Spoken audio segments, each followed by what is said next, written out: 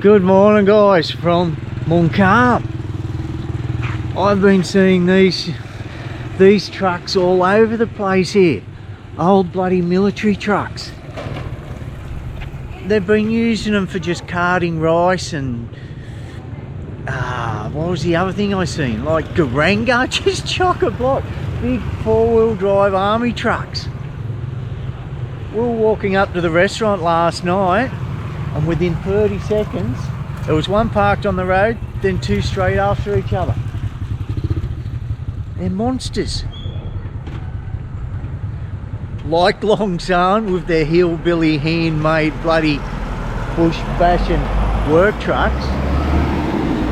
This place is obviously notorious for its old military trucks. And if any place is going to have old military trucks, it's Muang Kham, if you knew the history of it. Muang Kham, Ponsavan, this region of Xiangkhouang has the unfortunate title of the most bombed area on the planet. Laos has the title of the most bombed country on the planet, on Earth, but it was this area of Xiangkhouang that copped a friggin' hiding during the Secret War. And we're about to just go over to the markets, give you guys a bit of a look around there, and then we're going out to a site that's about 5 kilometers from here. Show you a place out there when one of the most unfortunate tragedies happened during the Secret War. But for now, stuck across here, get a look at his truck.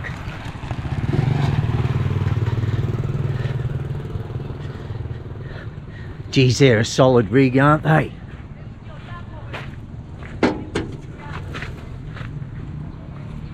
Look at the leaf springs on it. About 20 or more of the bastards.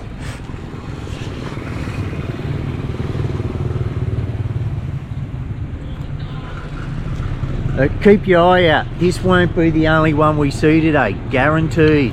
Righto, we got to make a move. We are only, well, we're not. This afternoon we will be in Ponsavan. We have made it for the Hmong New Year. Everything's gearing up. Today's the closing ceremony of the Xiangkhouang Games. We get there on time and it's not packed out. We'll be going in and enjoying that.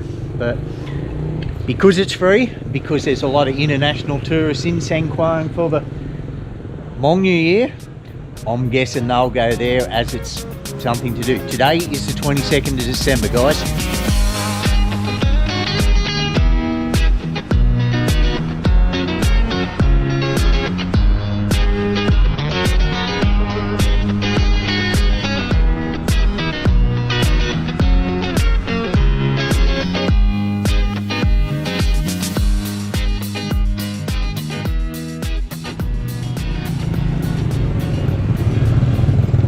Alright guys, not far at all. Very busy little place.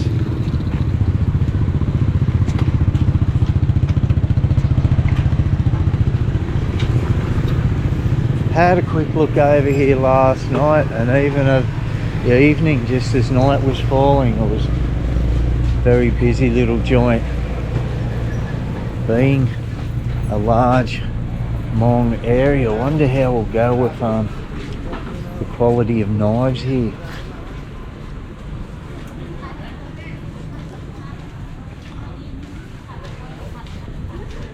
But right along here last night, street food people and heap of smiles, all staring at the silly parang.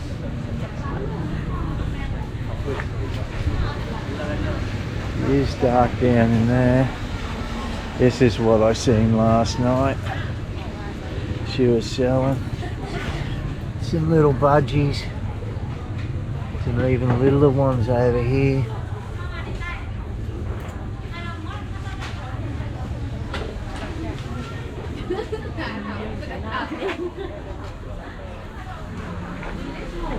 They're amused at the Farang being amused, I think.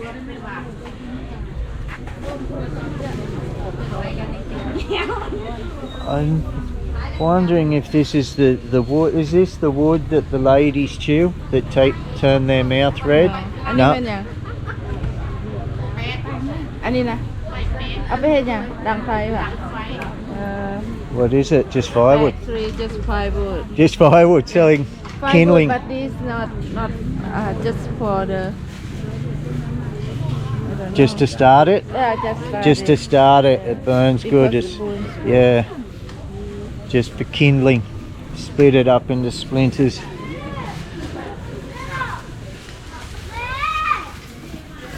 Oh, how good's those desserts look. Tap tap.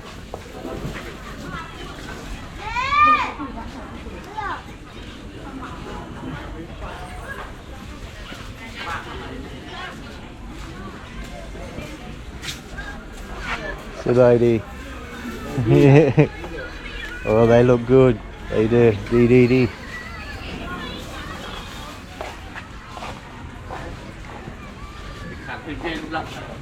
I do get carried away. It is just D. Good. D is good.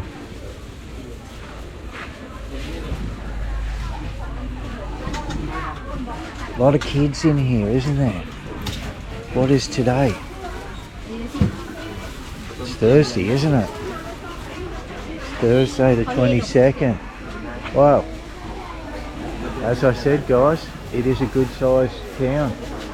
Hello, Devadi.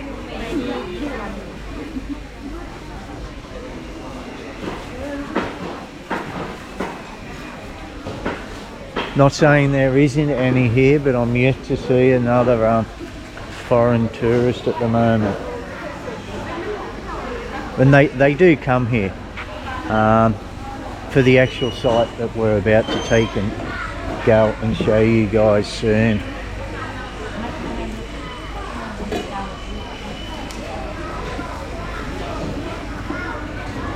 What a well laid out market, hey? Very neat and tidy. Again, in the traditional Lao way, it is very dark, but wherever I look, there's goodies. There's hello, Sabaidi. Some bangers. There we go. All the bangers laid out.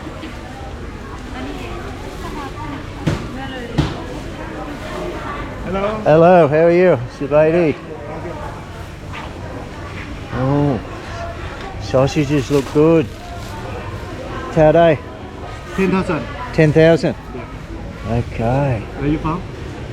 I live in Vientiane, but I'm Australian. Australia. Australia, yeah. I'm here with my Lao wife. We've been travelling up to Phong Sali, Nongkham, Muang Kham here, and then we go to the Muang Kham in Ponsavan.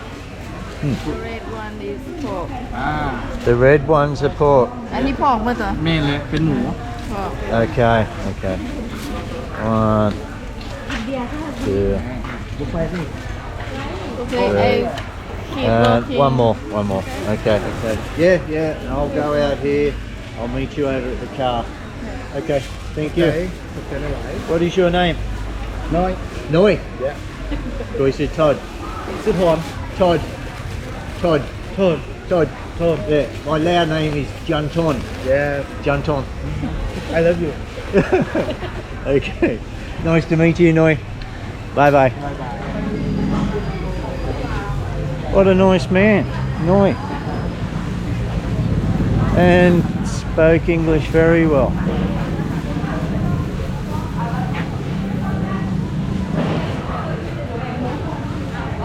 It never ceases to surprise me how many languages a lot of these people do speak. How good's that pork look? Oh, gang lai. Looks nice, DDD. Yeah. That's as good as any pork you'll see anywhere in the world, isn't it? Hello. Oh, what do we got there? Big leg. Yeah. Too much for me. Yeah.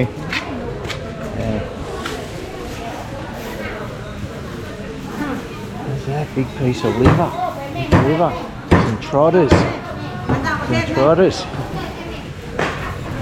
A girl keeping an eye on her pork. It is nice pork. I never used to be into pork that much home in Australia. My cousin will agree with me on this, and I'm sure many others will. The pork in Southeast Asia, don't know whether it's how they cook it or not, just tastes different than the pork back home in Australia. I guess we are used to cooking it differently back home. But here, it's just something about it. If given the choice, do you want beef or pork in a stir-fry dish, it's always pork. And for another reason is because it's much more tender than the tough beef most places have here also. That is where the Australian and American beef wins hands down. We are good at growing beef, but these guys win in the pork steaks. And the restaurant's just there, indoor bike parking, no doubt for the workers. Go for a walk up through this interesting looking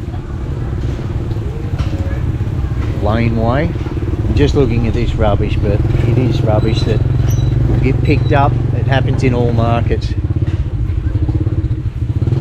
They just move it out to the side and is cleared away each afternoon.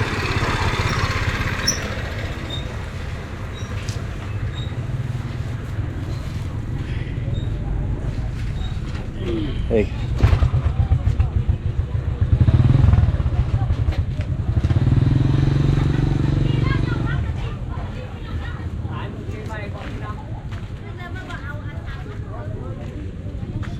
Wow, it's fairly deep into there, isn't it? Yeah.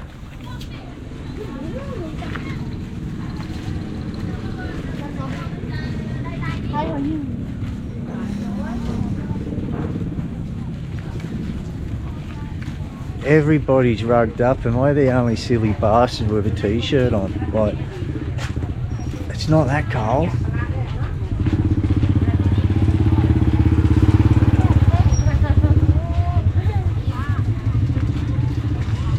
Yeah, they've all got their winter woolies on, haven't they?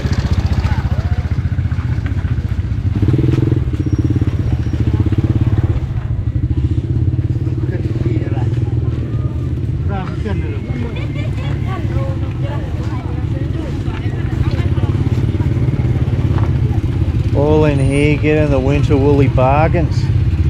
It is a busy little joint into here. What's this lady doing? Alright, I look alright in the mask. Hello.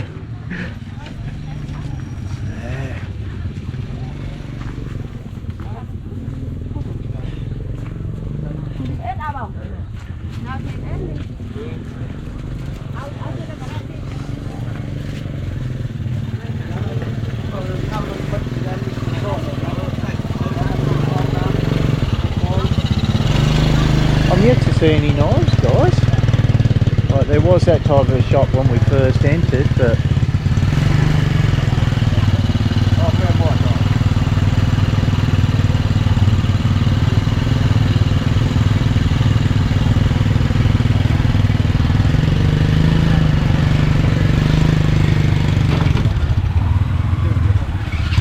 we've had a crash. Foot pegs collected the bike.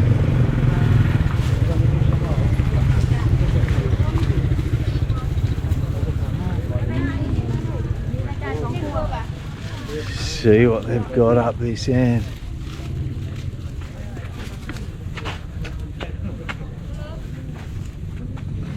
Hello. Sabaidi.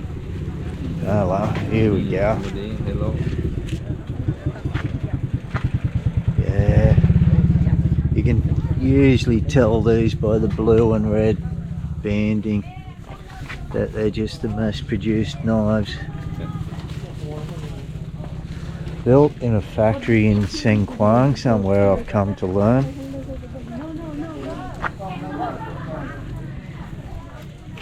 And I highly doubt they've been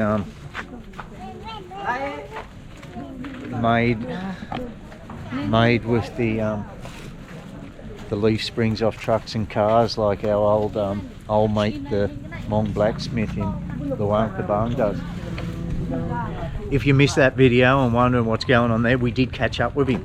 He's still going well. He has sent me a picture of 2 knives he's already made, because while we were there, he was in the process of moving his forge from one location to his backyard, from the side yard to the backyard, and he had no knives for sale. So we put in an order of 10, let him know what we wanted, and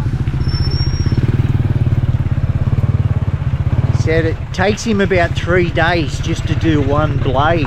He has since sent us a couple of days ago a photo of 2 blades he has made. Yeah, and the blade, the hilt of the blade, don't know what you call it, is about that long, goes all the way up on the inside of the handle. It isn't just a small pointy part that goes into the handle, it is about that long. And that, yeah, as I said, they're made out of the high tensile steel that is the leaf springs in cars and trucks. So that is what he forges them out of. And straight through there is another one of those bloody army trucks. Told you it wouldn't be the last one we see. We'll walk around here. What cool little streets, hey? This whole section of the village is the market. Not just the market, the streets too.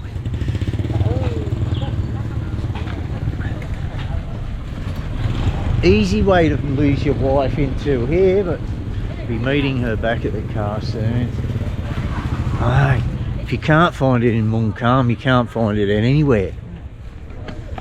Any money, they don't have a bloody concrete as push broom, but there we go.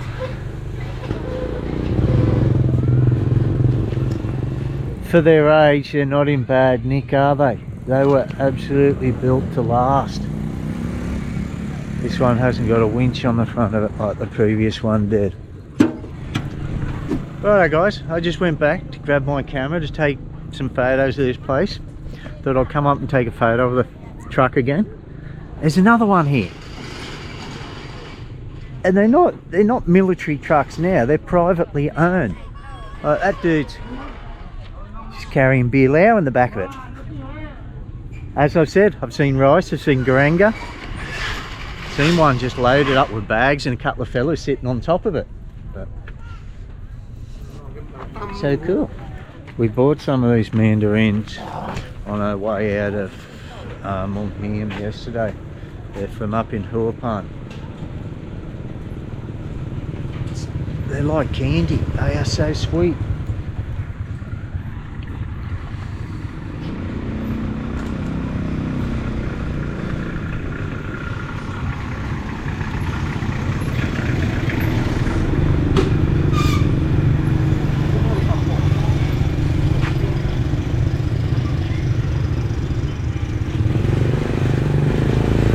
Handy little bloody whatever it is. Pump, generator.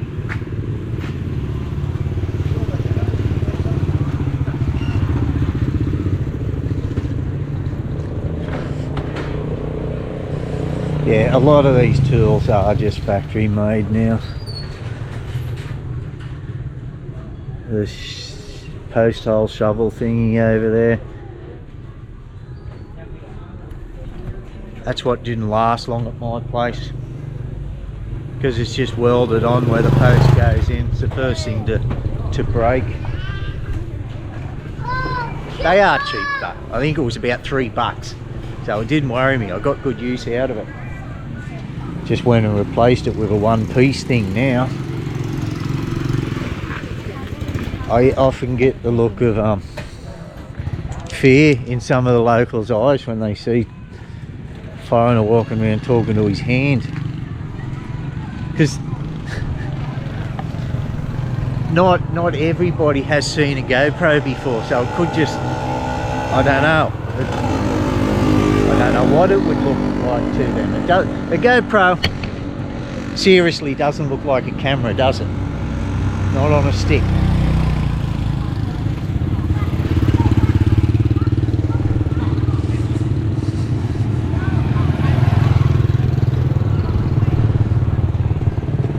Just thinking we weren't allowed to park here because most cars were over here. It's free parking over there, even though there's a sign there saying no parking. But it was half fun.